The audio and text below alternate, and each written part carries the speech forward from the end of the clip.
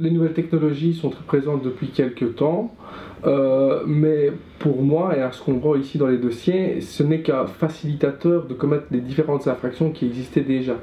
On n'a pas attendu la loi de 2000 pour poursuivre tout ce qui est harcèlement, menace, la calomnie ou la diffamation. C'est juste que maintenant qu'il y a les téléphones et qu'il y a Internet, c'est beaucoup plus facile de commettre ces infractions-là par rapport à avant, où il fallait que les gens se voient absolument pour pouvoir se menacer, et pas par Facebook interposé par exemple.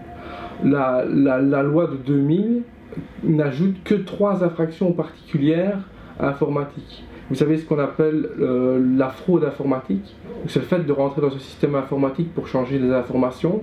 Donc si par exemple on arrivera à changer les résultats d'un examen scolaire par exemple, donc ça c'est un faux. Vous avez ce qu'on appelle la fraude informatique. Là c'est le fait d'essayer d'avoir de l'argent avec les outils informatiques, hein, donc essayer d'escroquer les gens via Internet, comme on voit souvent pour le moment. Hein. Vous mettez une annonce, on essaie de vous contacter pour vous dire, bah voilà, il faut payer les frais, et ainsi de suite.